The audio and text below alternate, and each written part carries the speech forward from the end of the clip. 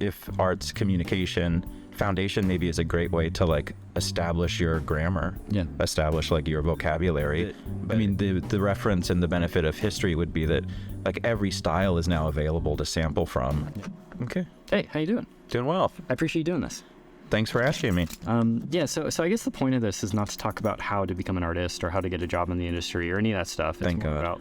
I mean, well, like I'm sure you spend a lot of your time just answering those questions, and to me it defeats the purpose of, like, it simplifies stuff way too much. I think it's more about the why of doing it. For, you know, like, how do you spend 40 or 50 years doing art and still find meaning in it? You know, how do you look at something like the modern revolutions in like artificial intelligence and still see art as something worth doing, you know? And when I look at you, it's like you've been, like, I don't know really much about you other than the book you made and that you teach, but to me it seems like you've dedicated a huge portion of your life to teaching and learning about art, you know? Yeah. Like I say, I just want to talk more about that. That sounds great. Did you have any initial thoughts on that, or on which part particularly? Like the purpose of it, you know?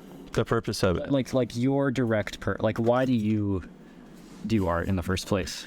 I think it's like, it probably started out as something that was like default. Yeah. You know, like, you do something because you like it. You did it when you were a kid. Yeah. And you just start off on that path. And then I think a lot of my, my journey with why is the same question, and maybe a little bit of boredom. Right. Like, you know, I did illustration for my undergrad degree. And then as soon as I was there, at Art Center, the, foundations program was really bad. Yeah. Or it wasn't bad objectively. It was not what I was expecting. Yeah. And so a lot of that time, I met my roommate at the time, who became really influential, that we started to kind of make curricular changes and suggestions. And we created a master class that brought like Steve Houston and Glenn Villepeu and John Watkis into like one class. Yeah. So that kind of kicked off the idea of teaching, like organizing information, thinking about what students might need.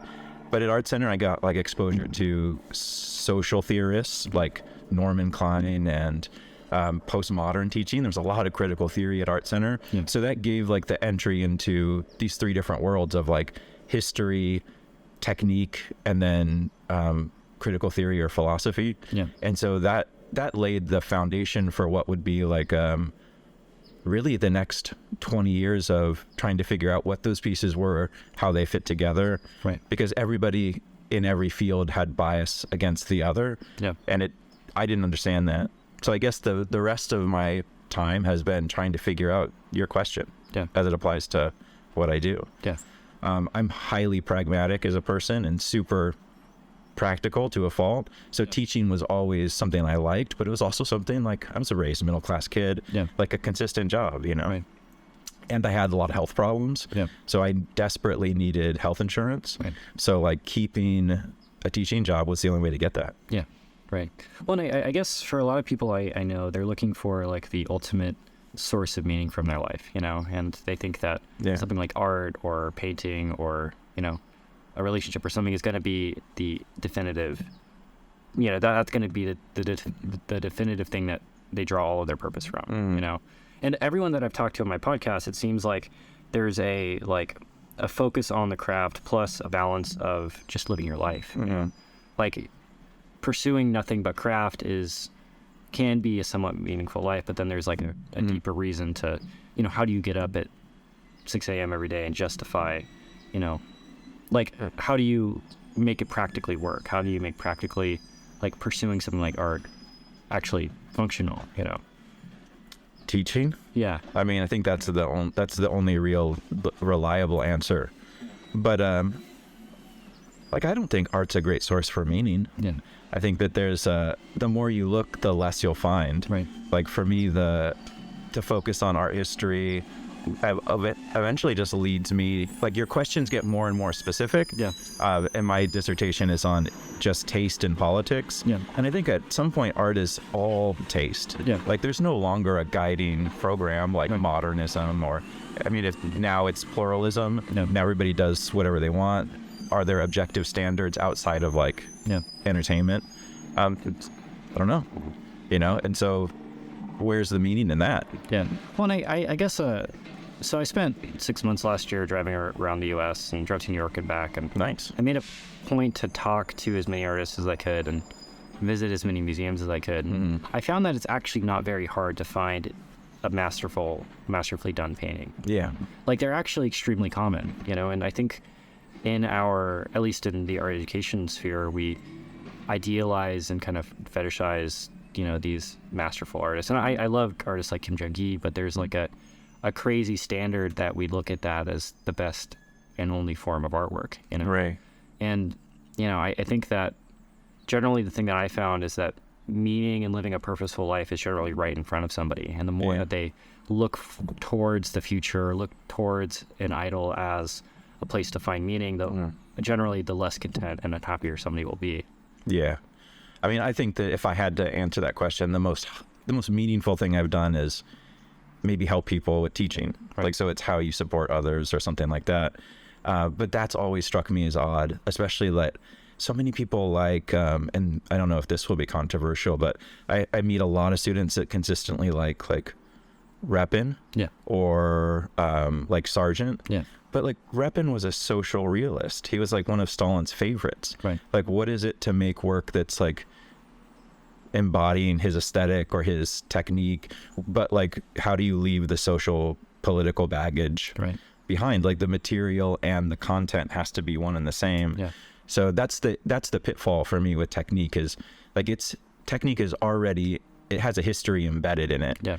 No matter what, like, even if you don't want to acknowledge it because you like it. Sargent was like an American painter painting in an English tradition to like please the aristocracy, and it's like, what, like, is the political content still, is that important, or are we just really into like impasto strokes? Yeah, right. Well, and even looking at people like Norman Rockwell, who represent American idealism, he, from what I can tell, was a bad father. He didn't really pay attention to his children, and and I'm not necessarily faulting him for that. It's more of like maybe that idealization of technique was the thing that led him down a path that could be most people wouldn't want to do. Yeah.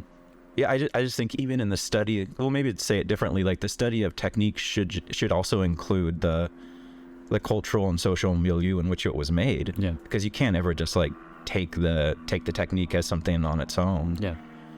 Right. Well, and I found that, like, as it relates to me as an individual, for a long time I thought the only way I could say something is if I had great technique as an artist, And I don't think I'm a great technical artist, but I found that, like, I tried to believe that art is just another form of communication. It's just a communication device. I agree with that.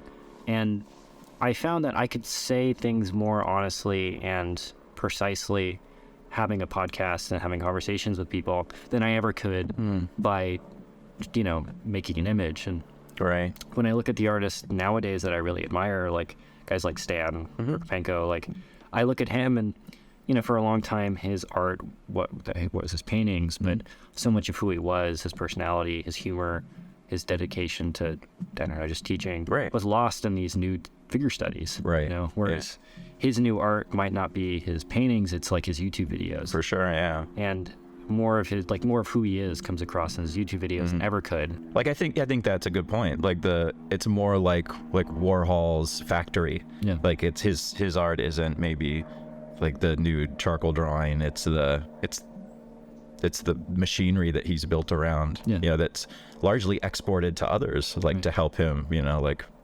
realize whatever it is that he's doing that day. Yeah. And to me, it seems like that, like a student's dedication to craft is like ignoring their own, like, divine thing that they could be saying. Like, maybe a student who really loves to knit, but thinks that the only way they could say something is to be a great Instagram artist or something, is losing. Like, maybe there's a way to tie both together in a really creative way that they're losing out on because they think the only valuable form of art is working on, like, Avengers or something, Yeah, I mean, that's a pretty myopic view. Yeah. But I agree that if art's communication foundation maybe is a great way to, like, establish your grammar, establish, like, your vocabulary, but it doesn't mean that the only way to make something is, like, neoclassical or... Yeah. That I mean, the reference and the benefit of history would be that like every style is now available to sample from. Yeah. And each one comes with like a weight in terms of like it echoes something that's philosophically unique to it. Yeah. So yeah, it's really like there's never been more opportunity for people to pull from. Yeah. But I don't know that makes it more unique or like expressive. It's just what you manage to say with it. Yeah. Well, and I guess going back to the purpose thing, I think the pursuit of, being the great artist is almost like a futile thing. Like I don't want to sound, I feel like my thing that I struggle with most is nihilism, because it's like, it's very easy to look forward into 100 years and think that none of this stuff really will matter. Sure.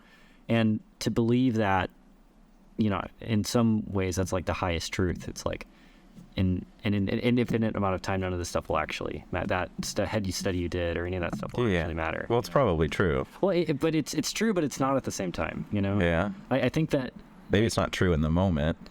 It's probably not healthy to think that way. No, I don't think so either. Yeah. But I also think that sometimes that truth is so loud that it's hard to ignore it, And I think there is some divine importance to the fact that you caring about it in the first place being the only reason, like being actually a reason why it's actually extremely important, Like, there was like a quote from the Art Spirit that I really liked.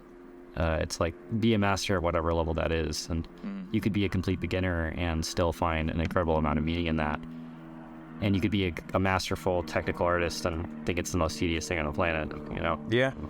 I mean, I think I don't know if this is what you're talking about, but I mostly run into people, and I can feel it, or I experience it myself, that just beat the hell out of ourselves for have it like a deficit of technique, or not having this and not having that, or not being able to do this or that. And that was really unhealthy for me. Like I found happiness in like achievement, like another degree or doing this would make me happy. And it took me a really long time to learn that is not a great way to live, and that could be tied up with anything. Could be tied up with drawing, could be tied up with business, whatever you want. Yeah, money. Yeah. So like that's the main thing I like sharing now is just like as a student, be good to yourself. Like notice the things that are like positive as opposed to like horrible. Right. Because a lot of people just get like beat into submission, like with depression or with anxiety. And it's just like, it's having like a more integrative life. Like your life, there's not a lot to a life that's just spent drawing. Right. You're just in a room studying figures by yourself. Like that's a weird existence. But I always wish that I had more like foresight to see that like it's all about balance. Yeah, well, and I guess part of the ironic thing about all that stuff is I think that our culture, like the Western American culture, does romanticize hard work and romanticize the person that stays up, works nights and works 80, 90-hour weeks, And I think like there might be a time for that in somebody's life, but then it's not sustainable, and faulting yourself for being unable to keep that pace, I think, is a mistake. Yeah. I think there's like a deeply spiritual element to all this stuff of like when you're reaching that far for things, it's like you're trying to live in the future. You're actually not in the moment. You're putting yourself, a year in the future. Like once I have this, then I will be able to do this work. Yeah. That's when I'll finally be happy. Right. And in the present, you might be miserable. Yeah. Yeah. But it's like the present's all that we have. Yeah. I mean, I've enjoyed reading more like not spiritual, but like I like practical meditation. Yeah. I'm starting to get more into like meta-modernists in terms of like how people integrate, self-development with like a view on politics, a view on history. And I think that's healthy. Yeah. It took me a long time to learn something stupid like that. Well, I guess I was reading this. I can't remember who said it. It was like George Orwell, like one of the great authors of the past 100 years. He was saying like on his deathbed, he was embarrassed with the simplicity of the life advice that he could give. And the life advice was like, just be kinder to everyone. Yeah. It wasn't like some definitive grand declarative thing of like meaning. Right. It was like, just be nice, Or if you're like if you're starting out and you feel like maybe the process of beating yourself up, if you like keep going on long enough will eventually, as a habit, dissipate. It doesn't. Right. Like you have to intervene, and you have, like, I would still do it. I still do it, you know? Yeah. It never gets better. Yeah. So it's like healthy habits. Well, I've talked to a lot of people that I really admire, like great illustrators, like that are living today. And I talk to them and I ask them, like, what's the number one piece of art advice you would give somebody? And it's never a technique thing. It's never like a, you know, use, you know, Crimson or, you know, it's like, don't tie any portion of your self-worth to the quality of your artwork. Yeah. That's always great what it advice. comes down to, you know. I wholeheartedly agree with that. Yeah. Yeah.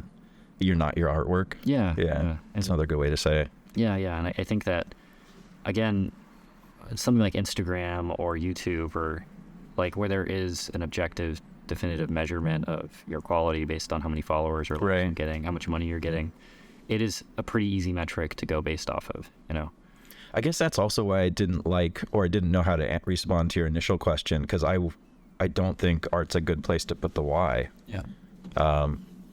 Yeah, I would try not to do that. Yeah. Well, and I remember I had Morgan Weisling on, and he was talking about how art's like stupid, you know. It's like, it's kind of dumb, and like, it's, from my perspective, he's this great American fine artist. Yeah. You know. And he was saying, like, if there wasn't anyone around, I don't know if I'd paint, because it's like a communication device. It's like, you know, you could be spending time with your family and, you know, going for a run, like just walking through the woods, and instead you're in this room just like grinding away on a painting. Yeah. And I'm not trying to diminish the value of that, but I also think that, like, there is an incredible beauty in just going on a walk down the street that is like undeniable. And yeah, I feel like every time I've been on the like closer end of depression, it's been trying to like reach for something that's out of my grasp versus seeing like the immediate beauty of what's around me. I think I would agree with that. Yeah. Like tying yourself to an accomplishment or like, I think I've been through the same thing. Yeah. Well, I mean, when I, like, one of the things I want to ask you about is your book in general, because it seems like, you know, you've created this, like, from what I can tell, a pretty influential how to draw book. And like, I see it recommended on YouTube all the time, people's top 10 art books. And that's really nice. Like, how do you feel about being somebody who might be looked up to as, you know, like a paradigm of art education? Really self-conscious. Yeah. Like, I mean, I'm really flattered and like really grateful, you know, that people found it valuable, and but like, I'm pretpretty flawed, you know what I mean? Like, so I don't know that I have like, I'd be uncomfortable with that. Yeah. I'm really, but like I said, I'm glad people found it useful. I just see the flaws still. Yeah. Or things I wish I had done different, or like all that kind of stuff. But yeah, it makes me really uncomfortable. Yeah. What would you say to anyone that's like trying to strive for that kind of, I don't know, recognition, or, you know? I don't know, because I never wanted anything like that. So it's hard to know how to give advice. I feel like it was all accidental. Yeah. Like, I mean, the reason for me making that was because I was teaching in a private school that was probably not ethical in terms of what it charged. Right. And like the students were desperate for trying to maintain like a grasp on information over 10 weeks. Yeah. So, you know, for that reason, it was like something that for me, I wanted to be able to provide, but also like I wanted, I needed some stability. Yeah. Like right out of Art Center, I started going through cancer. Right. And then I went through that for about 10 years while teaching and going to school. So I needed a way to like get a little bit of stability, or like it kind of became like a floating resume to like teach at different schools. And so it was kind of made in that sense a little bit out of like, you know, like desperation, but also like trying to be the best teacher. Right. But yeah, I'm just as surprised as anyone else of why, you know, it's still in circulation. Yeah. I'm super grateful, but surprised. Well, I guess I think that's the odd part of doing anything is that, like, in the moment of somebody creating, like George Lucas creating Star Wars, or, you know, like John Singer Sargent doing a painting, Right. like it, in the moment, it's actually pretty boring and tedious and pretty mundane. And then it goes and transcends reality. It's like people grow up with Star Wars. People know more about, Star Wars lore than they do about their own family. Right. You know? And it's an odd thing, like doing something that goes and is perceived as like a great work is, as simple as like mowing your lawn. Yeah. It's kind of an odd. Or as you make it, it gets normalized as part of what you did and what you do. And for a long time, because after art center, I went to fine art. Yeah. And then like, I even had like a love-hate relationship with it, which is why I use my middle name, because I'm trying to, at that point, continue to study the things I want, but not want to leave teaching behind, and to be like painfully aware of the fact that there's like very clear biases, from like illustration to fine art to art history. So I think I've always had like a weird like rejection of it too. Yeah. I'm curious, well, what do you think the highest form of art is? I mean, it's kind of a loaded question, but it's definitely not something in like the arts. Yeah.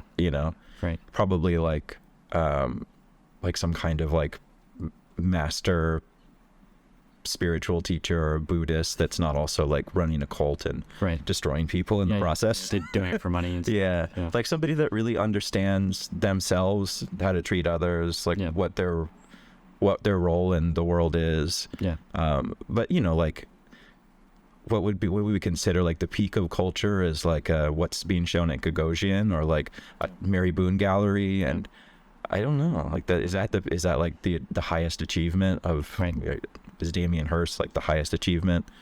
I don't know.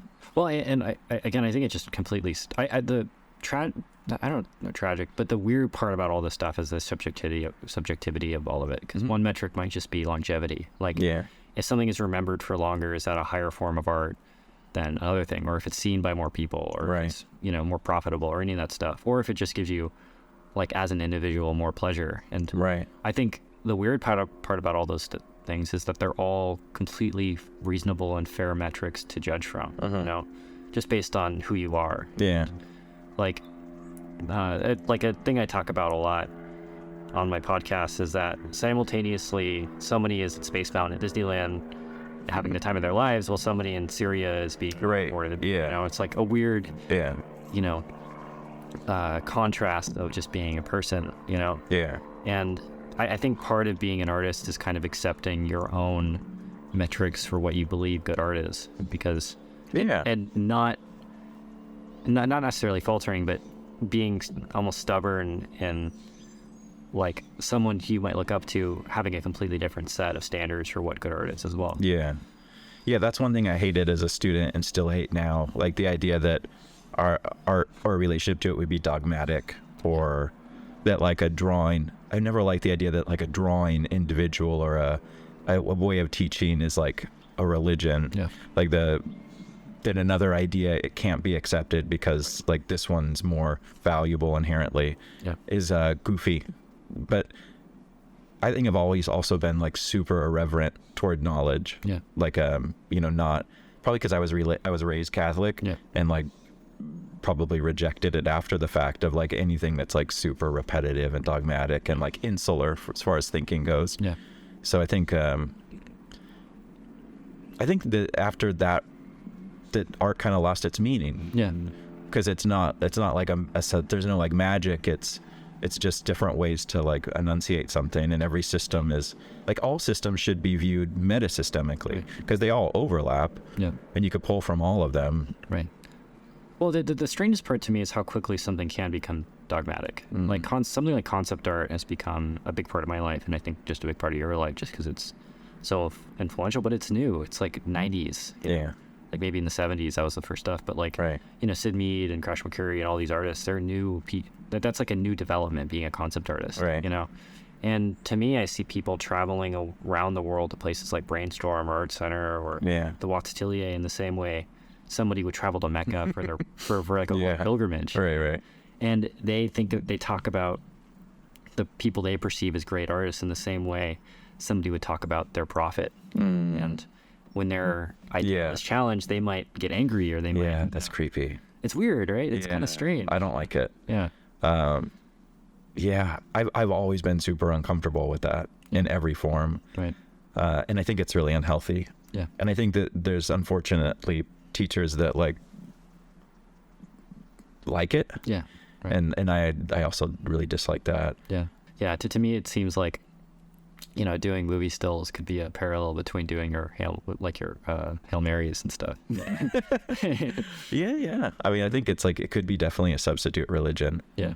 Like it's just like, what is, you know, Catholicism is a series of like stand, sit, you know, kneel, come up. Like maybe art is just like a repetitive meditation in its own right. Yeah. Go to figure drawing. You know, go to class. Sharpen your pencil, you know, like assume your posture on the bench or whatever. Right.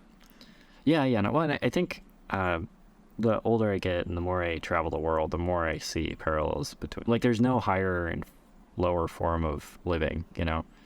It's like every perspective has its place, and there is like a right and wrong way at looking at everything, you know. Because I do like the product of concept art. I think it's really beautiful, but there is that dogmatic side of it that I do kind of disagree with fundamentally.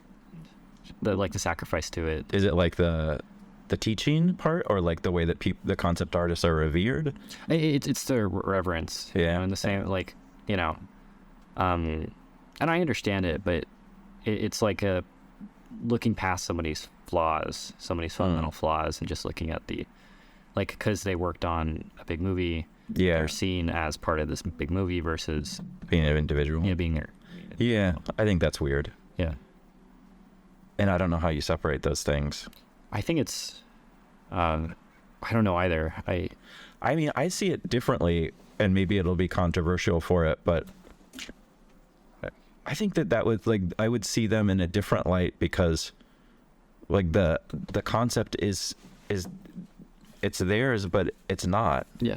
Like, it's not their idea, but it's their picture of what someone else's idea is. Right. So it's still at a remove. Like, they're not inventing it. Yeah. They might be inventing like a way to visualize it. Right. But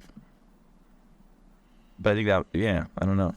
Well, it's made me really curious about the identity aspect of all the AI stuff happening, because so many people's identity is being challenged right now. Right. You know? Like, again, the ethics of AI art right now is, like, that's not a conversation I want to have. It's more about like, if suddenly robot could do better work than everybody, like, the idea of an artist, like a visual image maker, gets thrown out. Like, what happens to people what happens to these idols that we have in this? Yeah, see, like, that whole AI thing, I've been hardly at all, like, alarmed by it. Yeah. It doesn't, like, and I know that a lot of people are upset, and so I don't know if this will be bad too, but like it seems almost like parallel to the invention of the camera. Yeah. Where like everybody's like, oh my God, what are we going to do? We can't paint portraits anymore. Yeah. And then it like gave rise to like a new way of thinking and developing work and relationship to art production. And then, you know, like in philosophy and postmodernism or structuralism, the author has already been dead since like the 70s. Right. So like, if there's no authorship, you know, like in that field, is like illustration just now catching up to that kind of, or, I mean, I don't know. I understand like the pitfalls of it and why it would be bad. Or I could see why it would be insidious to some, as far as like thieving or stealing an identity. Yeah. But in like the larger picture of art, it just seems like another one of these like moments where art production meets like a new technology kind of. Yeah. Yeah. Well, and again, the DV side of it is the way it sources the images. But yeah, you're right. It's like when all these artists are dead, what happens to the authorship of it? What happens to the ownership of it? And, you know, to me, it seems like it actually might be an incredibly beneficial thing for society as a whole, because I don't necessarily believe that having to train for 10 or 20 years to be able to do this kind of work is, like, it might be better if everyone could just say the things they want to say, you know? So is the fear that like an AI will take over concept art as a profession? I think so. Or illustration, or, you know, like just technical art jobs in general, like in-betweeners or animation, you know, like that sort of thing. Yeah, but I mean, like, yeah, I understand. But when I went to school, like, it was that weird transitional moment between editorial and like Photoshop. Yeah. And editorial died because of Photoshop, Right. like largely. And that gave rise to something else, you know? So I get it, you know, but I don't know. Maybe I'm not, I just not bothered by it. I'm not too bothered by it either. I guess it's like there's a pretty big debate happening online right now. That's interesting. You know, hopefully I don't come off insensitive and like. Yeah, I don't know. I feel like I'm not. My livelihood is not tied to image making, so I'm not necessarily as, you know, I'm not tied to the outcome of it nearly as much as other people. But yeah, you know, yeah. I don't mean to be like insensitive. I understand why it's a difficulty, like a problem. Yeah, yeah, yeah. I think it's an incredibly complicated conversation. Yeah, and it's like the equivalent conversation might have been online music production, online music distribution when the internet first came out. I guess I also don't see it at all halting. Yeah. So like I also in that sense I don't know what the good would be in rallying against it, because I don't think nothing will like us prevent it from increasing. Yeah, it's so powerful. It's like like the light bulb or something. And I don't want to sound insensitive either, but, and I don't know if I believe it when I say this, but my friend was talking about how people were fighting the idea of the car versus the horse-drawn carriage when cars were first invented. Right. And, you know, it's like, oh, you know, what are you going to do when your car runs out of gas? You know, it's like, but obviously, like, we're in a car right now. Yeah. It's, you know, our entire society's based around that. And, I guess it from what I can tell, the reason to keep doing, like, the idealistic version of it is like a pursuit of utopia, you know, like art's not the only thing that it's trying to solve. It's like solving programming, and if it can solve something like truck driving or these like mundane, boring jobs, like if robots could cut your lawn and all that, like post labor society. I guess I also see that debate, like the computer or the AI versus the mate illustration, is that same debate throughout our history, which is like the authentic versus the manufactured. Yeah. Like that whole kitsch versus high art, or what's low, what's high, something that's mass produced or something that's like authentic. So in those terms, it seems normal, like that this would be another like spiraling of that discussion into like another subject matter. Yeah. Again, I think it's a multifaceted thing, but the identity aspect of it is like what happens to a place like the concept art side of Art Center when concept art is automated, you know? And do people still want to learn how to draw, you know? And the answer, I have no idea, you know, maybe not, you know? Yeah. I have no idea. Yeah. I would imagine so, just because like we've continued to draw for all this time anyways. Yeah. People just do it for a different reason, maybe. Yeah. Right. Or maybe just AI becomes an extension of drawing. Yeah. Like it's just another thing to integrate into how something's made. Right. But who knows? Yeah. A question that I like to ask everybody is, would you be doing exactly the same thing you're doing right now if you had $1 billion? Like, how much of your life would change? Like, do you think you would still draw if you didn't have, like, if you had unlimited resources, didn't have to worry about it? I don't know. That's a really good question. What about you? How would you answer? I don't know. I mean, I'd draw less, probably. Like, yeah. I like to think that I'm trying to do the things I would do if I had $1 billion, like live in a van and try and travel around a lot. I don't know. I think that like drawing has become synonymous for me with working, teaching, and like making a living. Yeah. So it's hard to answer that question. I mean, at this stage in my life now, I'm way more interested in like learning more about life, or learning more about myself, or learning to be better to myself and other people. Yeah. So maybe at this point, right, I might choose to like learn something new. Yeah. But drawing has been like a great experience. Yeah. But I don't know that you do it forever. Yeah. Like everything should be in a stage, or maybe temporary. Yeah. Right. I feel like for a lot of people who are studying art, that might not be an easy thing to come to terms with, that art is something that's temporary in somebody's life versus. Why?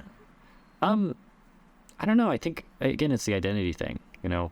being seen at a family reunion as the artist, I think would be an addicting identity to have, you know, somebody who's creative and intelligent. It could also be damaging because maybe part of your like inner turmoil is not being able to live up to that identification. Right.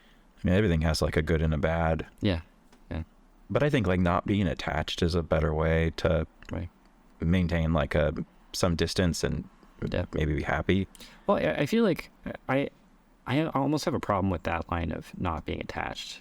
I think that it's fundamentally human to get attached to identities, and like I think if I was perfect, I wouldn't be attached to being an artist. But there's like a safety and security there that like defends me against things that are just like imperfect about the world. You know, like and I think it is fundamentally an insecurity, but I was talking to these guys who they have a YouTube channel called Flash Gits, and they have a few million subscribers, and they were talking about how like they don't necessarily like that part of themselves that likes getting a lot of views and being recognized in public and stuff, but to deny it might be like a denial of your own humanity. Like from a Christian sense, you are flawed, you know, you're like a flawed individual, and maybe and I'm using this metaphorically, but maybe God created you in that flawed sense because it's part of your like divine purpose, you know. And I'm speaking completely metaphorically. Right. Yeah. I think that that's just part of like my constant irreverence. Yeah. But also like the branching out into like legitimately trying to have a career in fine art or art history, I think allowed me to like kind of spread that identity over multiple things, so that I don't feel like, I mean, like, of course I have ego and like upset if like a drawing or a lecture goes badly, but I feel like it's compartmentalized like across different things, so that I don't see it like putting all your eggs in one basket. Right. Yeah.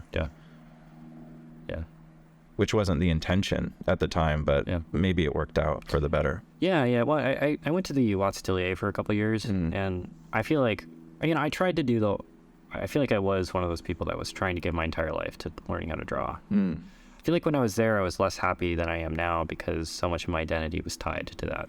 You're like, you don't hit that core shadow. Yeah. You're a shit human. I'm a horrible piece of shit, you know. I'm never going to get a job. I'm homeless. And like all these fears rise up. Right. You know. Yeah. That are completely ridiculous. But. Yeah.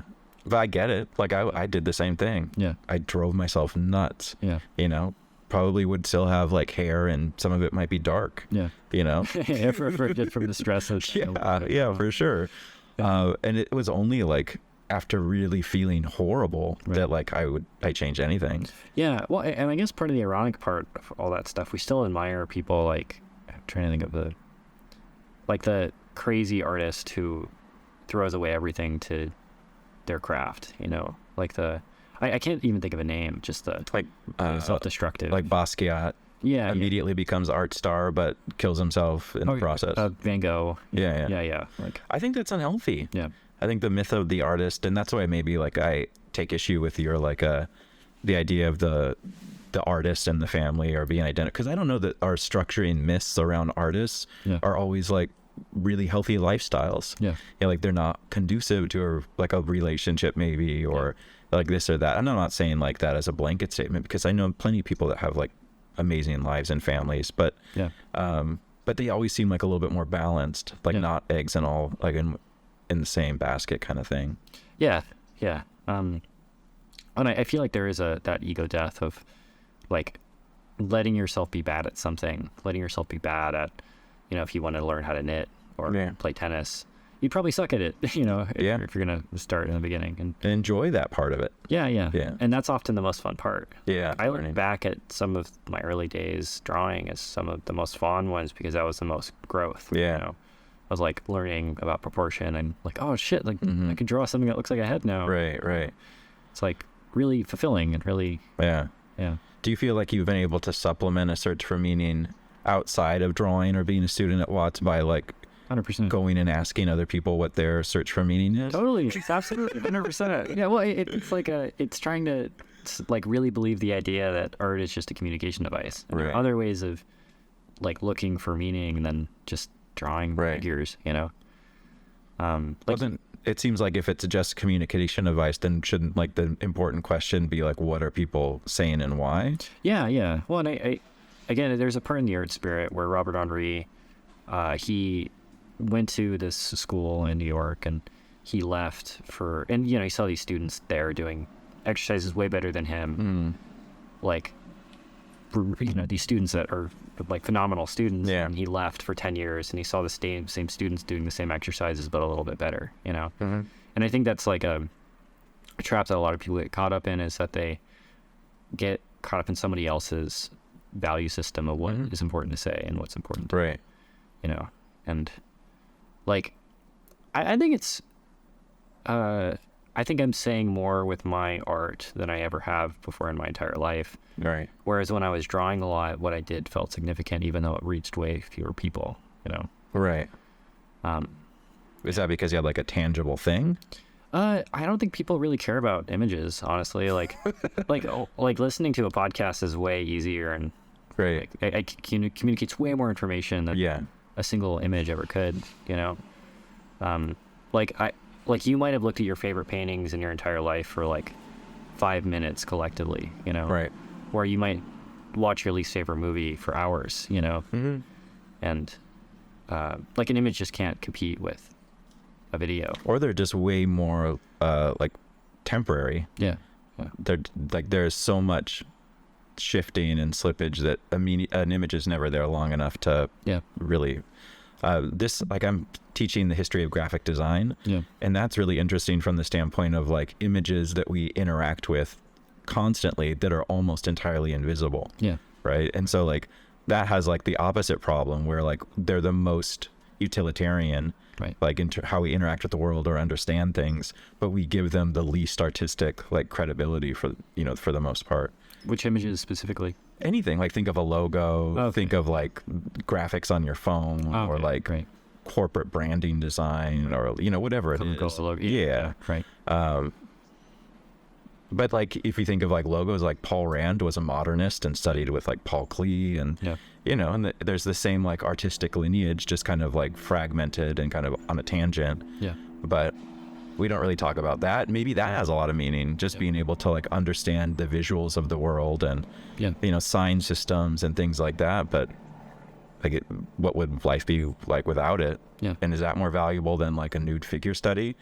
Well, and I think the answer from a lot of objective perspectives of who sees it, how much money it makes, all that stuff is yes. You know, it's like the Facebook logo is extremely simple, and way less complex than something like a figure study, but it affects way more people. You know, and like if you're an artist and you base all of your standards of success based off how many people see it, the Facebook logo or Coca-Cola logos should be your favorite art, you know, from that perspective. You know.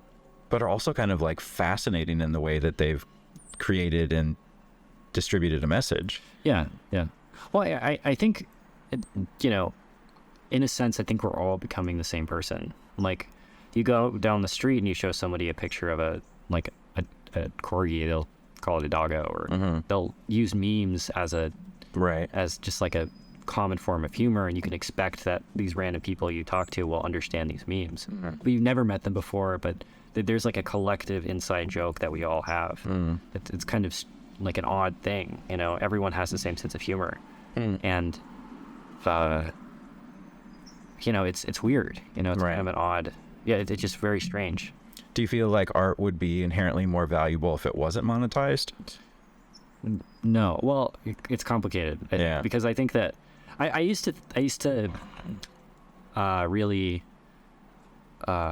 hate artists like Norman Rockwell because of their like seemingly fraudulent contrasting lives to what they paint, what their lives are actually like. And I think that because something is monetized, I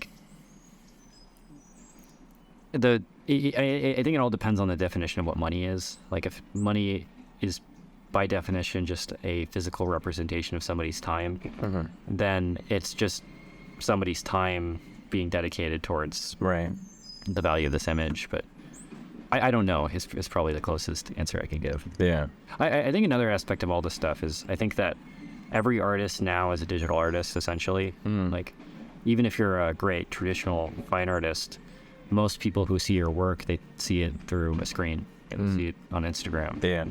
Very few people actually see your work in a gallery or in person. Yeah.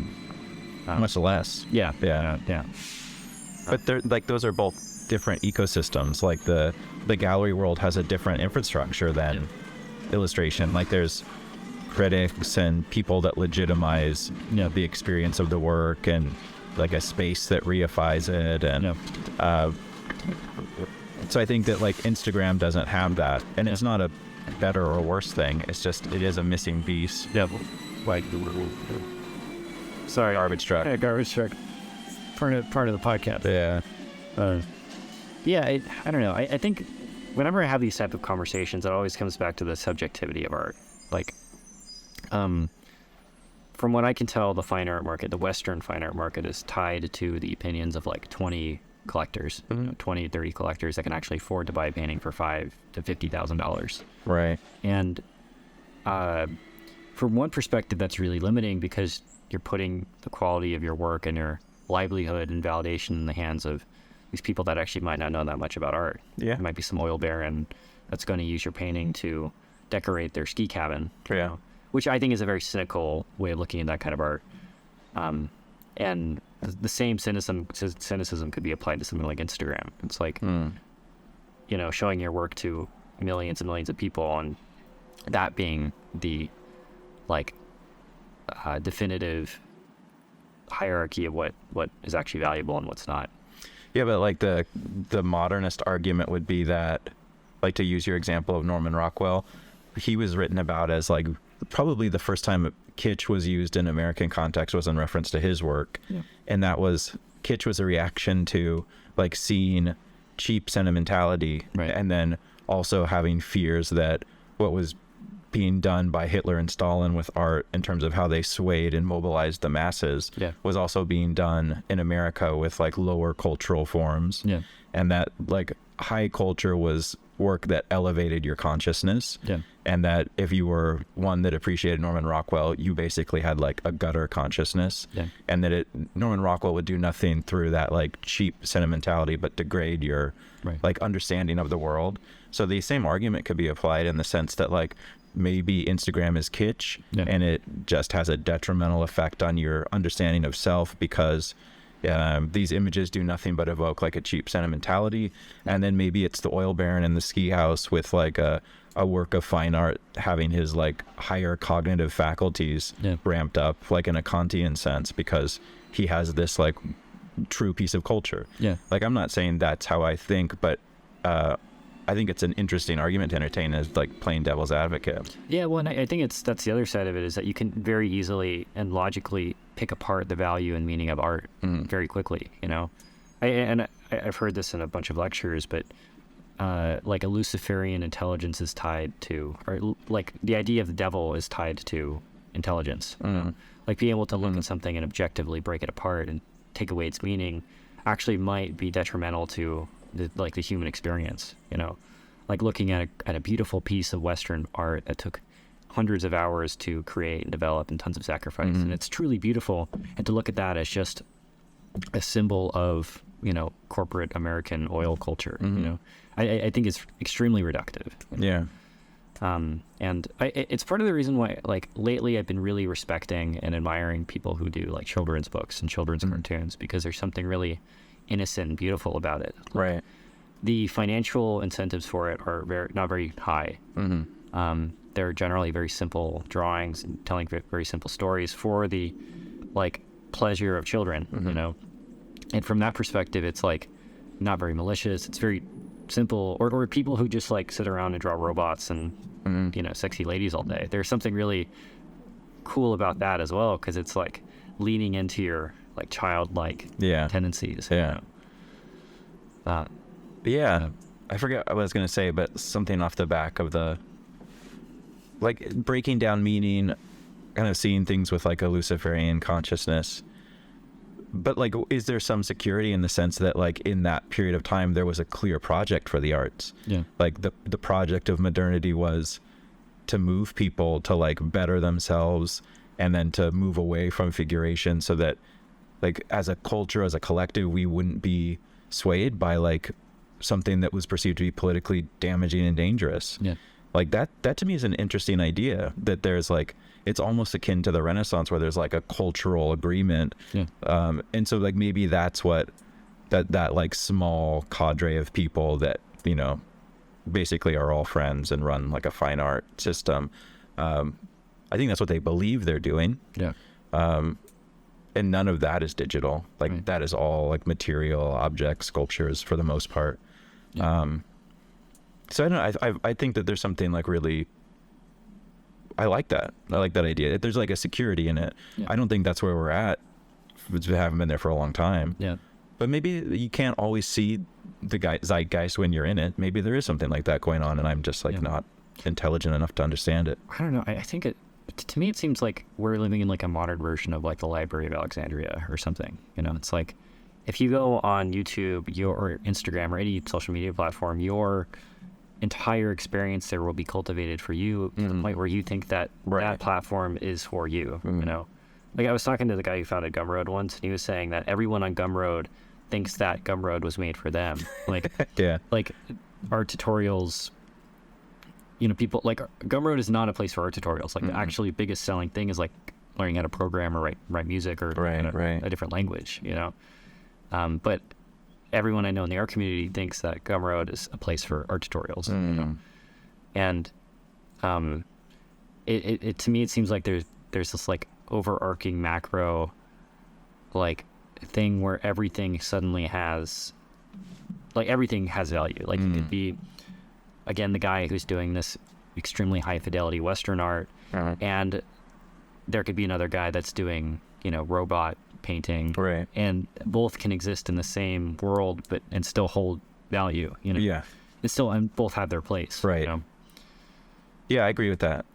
Yeah, I'm also interested in the idea that that like a piece of your psychology is being addressed in any kind of like virtual experience. Yeah. Like even I forget his last name, but like he's an NYU business professor, wrote a great book on the big four tech companies, Google, Facebook, Apple, Amazon, and how each one, their branding and then their psychology has been so successful in marketing because they supplement like our four physiological drives, like hunter-gatherer, Amazon, like socializing, Facebook, peacocking, Apple. Like, you know, some people won't date someone else that doesn't have like an Apple phone because it's a status symbol.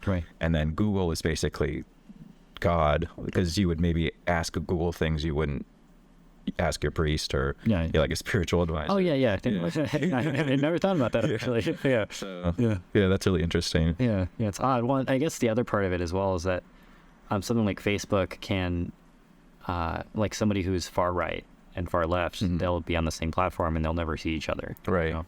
And they get fed two completely different worlds just based off, you know, their like what they're asking God essentially. You know. Well, I think that to me is why after all the study, I settled on taste, because it seems to be the only, like, at bedrock, that's all that there really is. And like that's just a hyper version of it, where like the taste it's so airtight because like you're being fed things that are like specific to your likes, to what you looked at. But maybe that's all that there is. There's just, and so then I'm from there, it's just how do I understand everything about taste? Well, and I think something like taste as well, I don't know if I believe in free will, and because of that I don't know if I believe like you're Sam Harris guy in a sense, a little bit. I read Waking Up and but it's like, you know, you don't get to decide your gender, where you're born. You don't get to decide who you grow up with, what school you go to, who picks on you in school, who doesn't pick. Like, so many things that determine who you are and what you care about are completely out of your control, to the point where, like, maybe somebody's like love of concept art or fine art or Nirvana is dependent on like who they talk to when growing up, you know, or you're not aware of like your cognitive, your experience choosing things before you're aware. Yeah. Yeah, and something as simple as like, a doctor when you're first born, like not giving you the eye contact that you wanted might determine, some huge part of your personality. Like why you became a serial killer. Yeah, exactly. Yeah. Right. Hide the bodies under the bed. Yeah. And I to me, it seems, again, it comes back to some simple aspects of life, of just like love other people and love who you are, because the people that you might disagree with fundamentally had no choice either in the things that they care about. Like when I was driving around the country last year, I consider myself pretty liberal or on the left, and I drove around the country and I interacted with people in the Deep South and people that are very politically on the opposite side of me, but we still had nice times together, and we still can interact as people. And I think that like the second it ever got to politics, that's when it got kind of messy. That's when like our debates got a little bit more heated. And to me, that seems like things that were fed to me that were completely out of my control, that actually aren't who I am. Who I like, the ideological stuff that I was essentially fed, had no control over, determined those reactions. And I don't know. It's strange. Seeing the divisiveness of the world today it's really scary. Yeah. I mean, I think the free will argument's always a hard one to make. I always find it's hard for me to follow that one too when it's given, like when it's laid out. Yeah. But yeah, it's scary. Yeah. Yeah. Do you believe in free will? I really try to understand. Yeah. That's my only exposure to it. Yeah. I don't think I'm smart enough to put it all together yet. Yeah. Like I'm still working on really trying to understand what he's saying. Yeah. Parts of it I do get, like in other, like Gurdjieff or P.D. Ouspensky, he talks a lot about like how we're made up of thousands of eyes, like different selves, and that like the goal is to try to integrate, as much as you can to like be a unified person. In that sense, I'm very different at different times, and I'm not always sure what's motivating that. I'm not saying I'm like schizophrenic or anything, but like that's all pretty automatic, why I'm one way, or like, and I'm not always aware of that. And in that sense, I guess I could be like on board, but it does seem like an easy excuse to slip into nihilism too, because it's like, if it's already all predetermined, what's the point of doing anything? Well, the way that I look at this stuff is that I don't know if free will exists, but I know that the world around me is so much more complicated than I could even begin to understand. Right. That the abstraction is essentially having free will. Like if we wanted to right now, we could go fly to Dubai, and there's nothing really stopping us. Right. We're probably not going to, but that's an option in front of us. And our ability to choose that, I think, is a sense of free will. Like to me, I like to think that living in a van is a decision that I made. Based off the things that I value and who I am, and like whether I can see that it wasn't or not doesn't actually matter that much. Like in the same way that I think that arguments about the objective existence of God or not, I think those are a waste of time, because the world around us is so much more complicated than we even begin to understand, that like I just don't think it's a conversation worth having. And I guess like it's in the midst of these issues or conversations that I'm like, why is drawing a nude person important? Yeah. Well, or it's like, why is like having a lawn important? Why is having like a Christmas tree important? Yeah. The answer is it's not, and I think I think the answer is like it's not until you decide it matters, and the decision that it matters actually makes it matter. Or what you do with it. Yeah. But this could be like a very depressing podcast for those people that but I want some drawing encouragement. Well, but I think in order to become a great artist, you need to be able to look into the void and have like a response to it, because I think that in anybody's life, there's no shortage of suffering that you could pull. Like even Sam Harris talked about it. Like when you're sitting in bed, theoretically the most comfortable place you should be able to exist in, you can only stay in a single position for like 5 minutes, and you got to move around and stuff. And we're in a constant state of like suffering, and being able to understand that as an artist, I think, is like the only way to like move forward and become a great artist. Like understand what you're saying. Like, see if you can look past the like what you're told is the most important thing and decide for yourself what's the most important thing. Right. You know. Which is hard. How do you define a great artist then? You know? Yeah. Well, I think it's. Would you think are concept artists great artists? Yeah. From a certain perspective. Yeah. Because, like, to me, they're the modern, like. From a technical or conceptual perspective? A conceptual perspective, just purely on the, like, the stories, like the hero's journey is something that has profoundly affected everyone I know. Like, everyone knows the story of Star Wars or, you know, Avatar or Indiana Jones or any of those movies. And, like, it's built into people's brains. And people having the chance to tell those stories at scale, I think, is a tremendously beautiful thing. Like, I think it's good for humanity. You know? Yeah. And, sorry, I'm going to choose the battery. Like, the work that concept artists might be doing actually might be more important than, I think they actually are more important than the work that, like, John Singer Sargent did, you know? How would you, like, respond to postmodern criticism that would say, like, I just saw, like, a video on YouTube by Pop Culture Detective that I think is, like, more postmodern, talking about how the Avengers are, like, embodiments of defenders of, like, ideological norms and, like, just representations of rigidity in terms of, in the face of change. Because that would be the negative view of the hero's journey as something that is, like, preserving a certain myth or, like, tradition that's actually harming. Well, I think that there's a good and bad nature to all these stories. You know, something like Lion King could be picked apart as something that's patriarchal and, you know, misogynistic a little bit to a degree. You know, it's like this King Lion. Yeah, it's about patrilineal. Yeah. It's like it's very easily picked apart. Yeah. Something like Captain America or, you know, Iron Man or any of those characters, they do have flaws. They're deeply flawed characters. And, you know, something like The Boys, the TV show, I think it's gotten so popular because of that exact, right? You know, the reality of somebody leading into the flaw. Yeah. Well, and somebody with unlimited power and money, they wouldn't be this idealistic, you know, hero sacrificing everything for the good of humanity. They would be, like, you know, raping people and murdering people and like doing all this horrible stuff. And, you know, I think that having that ideal, you know, I think the same criticism could be had for, like, an ideal figure like Jesus or Muhammad or the Buddha. Like, those aren't real, but there's something to strive for. Like, examples.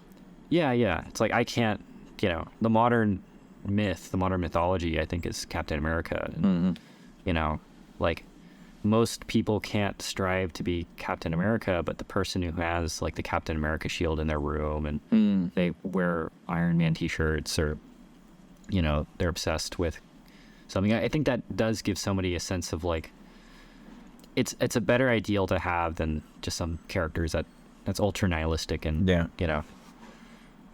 No, I mean, that's how I grew up. Yeah. But I like it. I like thinking about that side too. Yeah. I think it's a completely reasonable side to take as well. Like, but I want to lean towards more of the optimistic side when I can. Like, I want to believe that the characters that we are obsessed over actually are fundamentally positive for society. I like trying to shift in and out of, like, historical epics as filters for a way to look at things. Yeah. Like looking at something and appreciating it as, like, a modernist, or looking at the same subject and trying to see it, like, as a postmodern or a pluralist, you know, and, like I like the idea of relativity or, like, things being relational or contextual. Yeah. I think it opens up meaning. Yeah. You know? Well, I think that from, like, everything is so meaningful at certain points in your life, and something as, again, as simple as the core shadow on a bicep is all about that same relational thing that, you know, something like the relationship between Avengers and Indiana Jones. Like, there's like a parallel there that can be explained with the same kind of relative relationships, you know.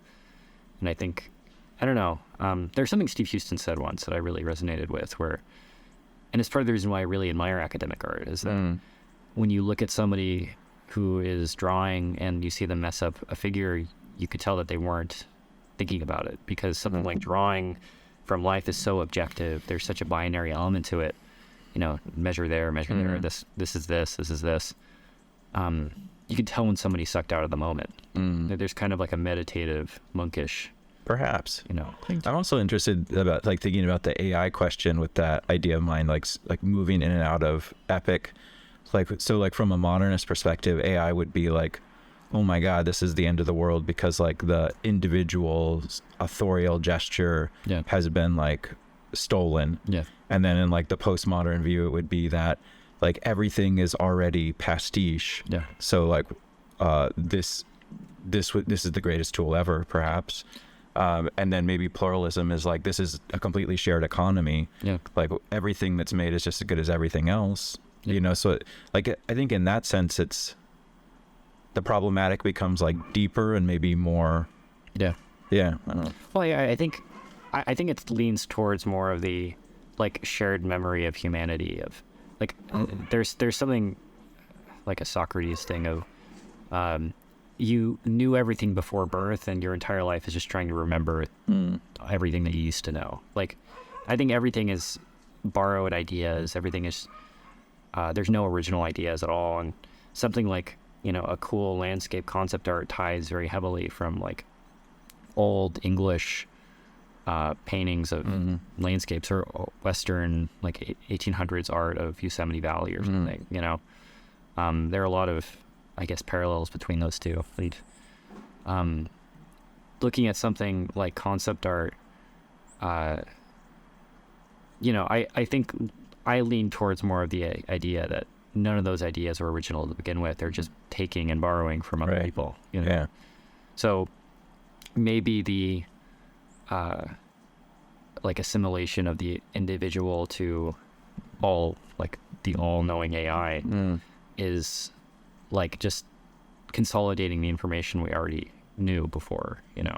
Or like a further problematic is like what I mentioned earlier, Roland Barthes, the death of the author, was to say that like the person that makes it isn't the one that gives it meaning, the audience does. Yeah. Right. So like if you add that in too, then like if it's not authored by anyone or authored by an AI, it's still the audience providing the meaning to it in the same way that something that was made by an individual would be subject to the audience's interpretation. Well, and it kind of goes back to the financial incentive of like, would that thing have been created without the financial incentive to begin with? The answer might have been no. Like, you know, there's this interview with Paul McCartney or one of the Beatles, and they asked him like, why did you write Blackbird? And his response was money, you know. Okay, you know, one of the most influential songs of the past 100 years was financially incentivized, you know. What's wrong with it? And it's like, you know, I think that does give some of the credit to the actual audience itself. You know, they're the reason it was created in the first place. Right.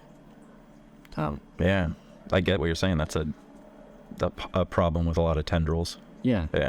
And I guess it like, every artist I've talked to who, you know, I asked Morgan these questions and his response was, I just never thought about it. You know, I just painted, you know. Yeah. Like I think there is something like useful about these conversations, but also it might be detrimental to the point where it removes my own ability. Like if I overthink it too much, then that time I could have spent drawing or it just creating or something. It just becomes your entrance into another creative avenue. Yeah. Like it could be that then you become interested in fine arts, or then maybe become interested in art history because you're still working on the same problem. But you're now approaching it with a different skill set. Yeah. Right. So like I totally agree. There's something to be said for like just plugging away. Yeah. You know, but there's also other ways to go about it too that might be just as rich, you know, for different reasons. Yeah. Yeah. Well, this one I've had has been like 3.5 hours. So holy shit. If you don't want to go that long, it's fine. The only thing I have a showing at 3. Okay. That's cool.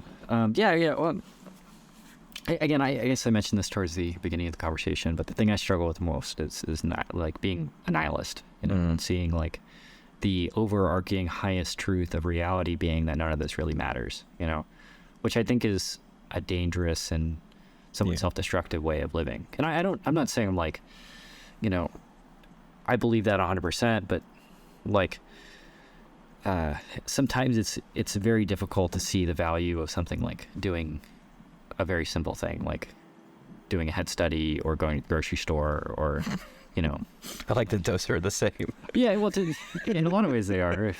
Yeah, Yeah. I mean, it's unhealthy if you lived your life with that as like maybe like a guiding methodology, but like, why is it bad to visit? I don't like visit art or Nihilism. I don't think it is. Yeah. I think it's like I guess everything is in balance, but like, I think for me, nihilism has been like a good way to like question what I do and if I'm like truly happy with it. Yeah. Because if you're questioning the meaning of an activity, it could be whatever, really. Like, you bring in an objective. I mean, maybe this is just a healthy nihilism. Yeah. But you're bringing like an awareness to it that you might not have had otherwise. Yeah. The optimistic nihilism. Yeah. Yeah. Well, I feel like part of like I have adopted somewhat of an optimistic nihilistic perspective. Just seeing, like, I visited most states last year and met hundreds of people and stuff, and seeing the universality of problems. Like, everyone struggles with money.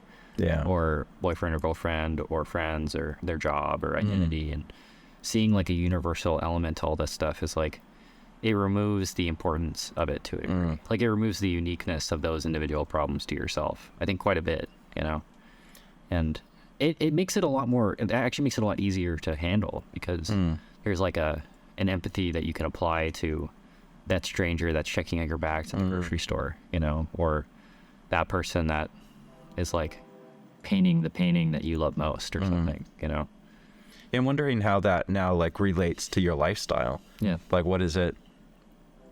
Do you have like the Morgan equivalent of like head down by being like somewhat in solitude, like in constantly on the move? Like, what is that what's that like as a life?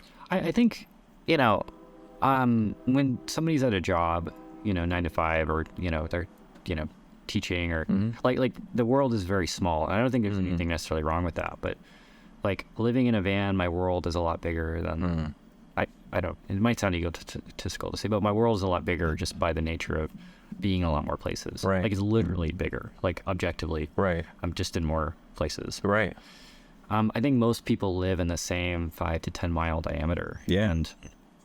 And to me, I'm wondering if there's like, something deeper or more to reality than just like living the simple 9 to 5 life, Is this like the prelude to you like having a family and getting a concept art job, buying a home in Irvine? Yeah, maybe. I'm thinking about it. Like, to me, I talked to, I was talking to Jeff Watts about it, and, in the podcast I had with him, he was saying like, oh man, the idea of just like having a 9 to 5 job, working at the oil mill, come home, at 5, your day ends, have a beer on the couch, watch the game. Like, there's something really cool about that. And there's this idea that I really do believe that God and meaning can be found in anything.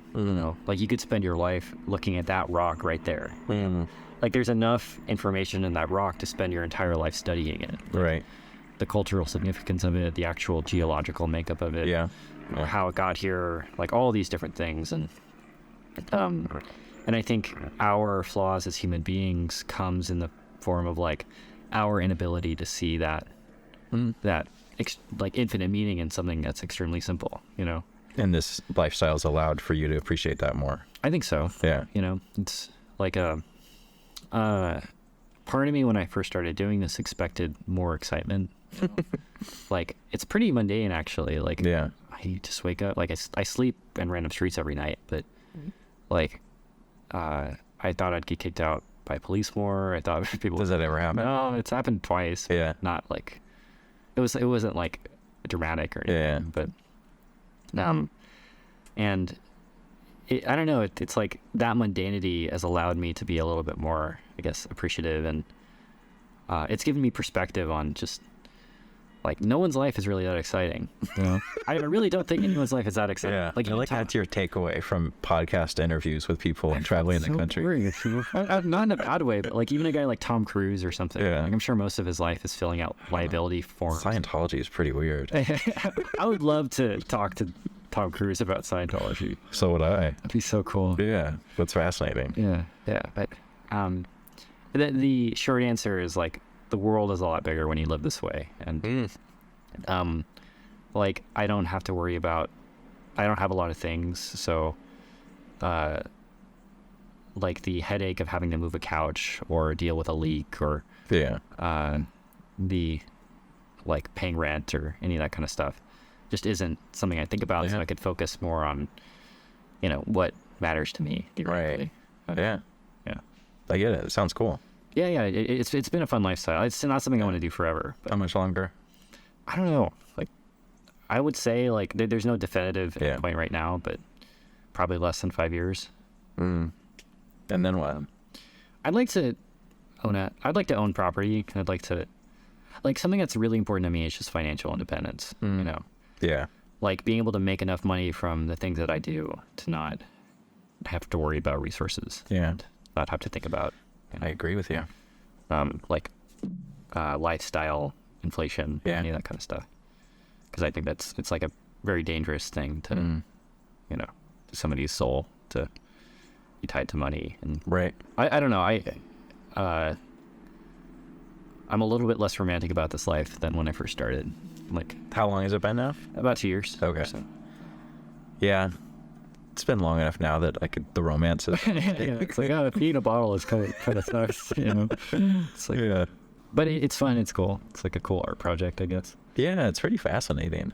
It's pretty unique. I don't know if never heard of anybody else doing anything like it before. Yeah. Have you ever thought about doing anything like this? Or? No, never. I mean, when I was a kid, but I've lived here my entire life. So 44 years now in the same place, at least like within a 15-mile radius. Yeah.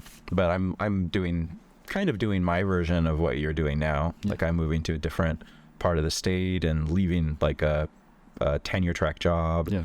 And like trying to, like, for me, I value autonomy. Yeah. Intellectual, financial. Yeah. I think that's the way I want to live the rest of my life. Yeah. So like I'm moving to a pretty remote area of 400 people, which is not a van, but you know, it's pretty quiet. Yeah. I spent some time in Cayucas. So, yeah, gorgeous. I really like it up there. I'm San Simeon, so like right up the road. Yeah, I did a bike ride last year from San Diego to Cayucas, actually. That's awesome. It was like 400 miles or something. Was it hard? Yeah. Yeah. It sucked. Did you sleep on the beach? I stayed at friends' houses and strangers' houses. Okay. So strangers' houses, you just knock on the door? There's a website called Warm Showers. Where it's like a network of cycle tours where you can, like, just ask people to stay in their house and they'll say yes or no. And enough people said yes to where it worked out. I would be like so creeped out by that. It was so awesome. Well, but again, I think there's something like I think it's really easy to forget the beauty of people, you know? I think generally people are extremely kind, and living either this way or living on a bike, you know, you're reliant on the good nature of other people, you know, even something as simple as like a gas station you're incredibly thankful for, because you start to think like, wow, it's like to build the highways that enables this gas station required hundreds or millions of hours of man work of people I'll never meet or never get around. Right. And like, I'm just like going to get a Slurpee there and I'm never going to go there again, right. You know, there's something like incredibly like beautiful and complex about that. That's like mind-blowing, you know. You're kind of having like your Jack Kerouac phase. I'm not too familiar with Jack Kerouac. He's a beat poet that just like rode the trains. Okay, like, a little bit. Yeah. I'm very into the wild and stuff. Yeah. And, like Jack London and stuff. But, yeah. They just like traveled, hopped on trains. Yeah. Did drugs. And then it was like, then after that was like the electric Tom Wolfe, like the Kool-Aid acid stuff. And Yeah. I heard once that James Gurney and Thomas Kincaid train hop together.